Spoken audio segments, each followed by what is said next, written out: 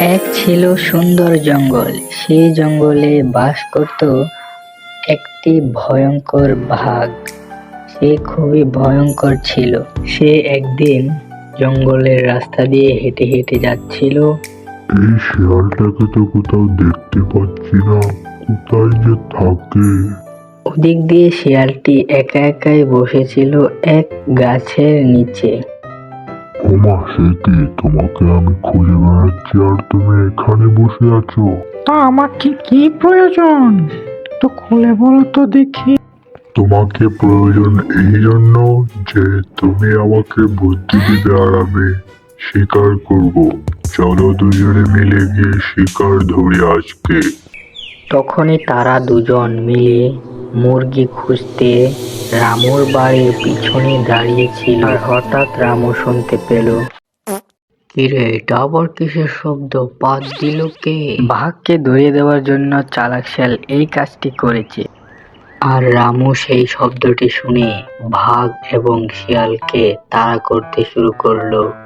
ওরে বাপরে, পালাই পালাই, ধরা পড়লে আজ হাড্ডি গুড্ডি আর আস্ত থাকবে না।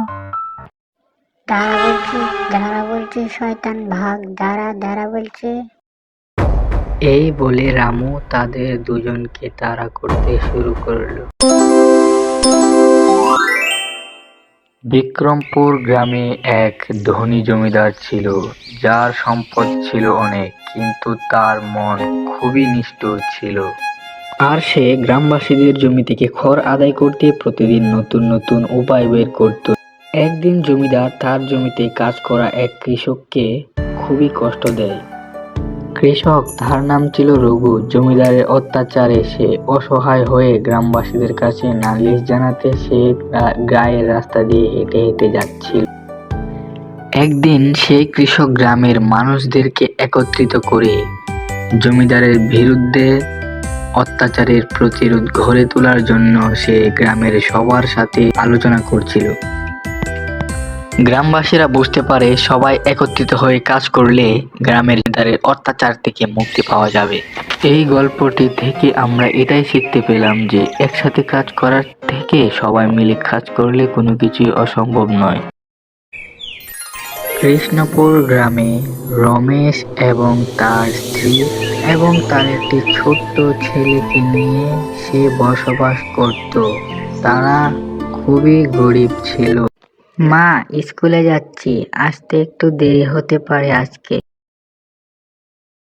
আচ্ছা ঠিক আছে, বেশি দেরি করবে না কিন্তু, তাড়াতাড়ি বাড়ি চলে আসবি, ঠিক আছে?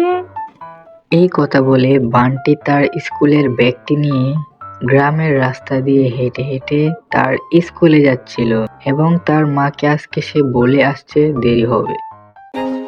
তুমি আর তাকিয়ে তাকিয়ে কি দেখছো? গিয়ে যাও, কিছু পাও কিনা গিয়ে দেখো তো।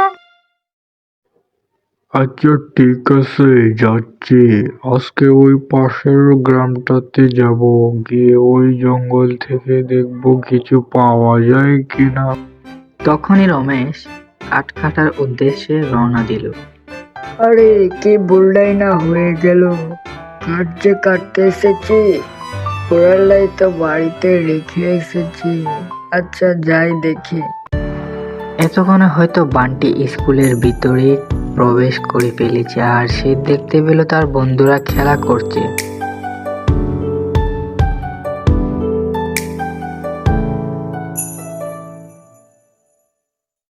কি যে হচ্ছে, এখনো পর্যন্ত কিছু একটা পেলাম না।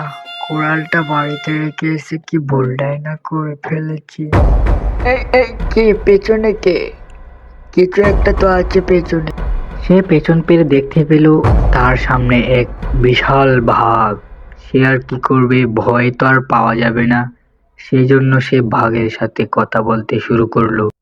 অনেকদিন হলো মানুষের মাংস খাই না, তোকে পেয়ে তো আজ অনেক আনন্দ করে খাবো। না না বাঘ ভাই, আমাকে খেও না। আমার একটা ছোট ছেলে আছে আর গিন্নি আছে, ওদের কি হবে? এত কিছু শুনতে চাই না, তোকে পেয়েছি, তোকেই খাবো। এই কথা শুনে রমেশ প্রচন্ড জোরে দৌড়তে শুরু করে।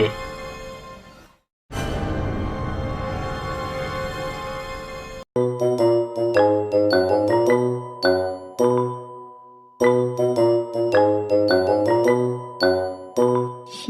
ভাই, কোথায় যাচ্ছ?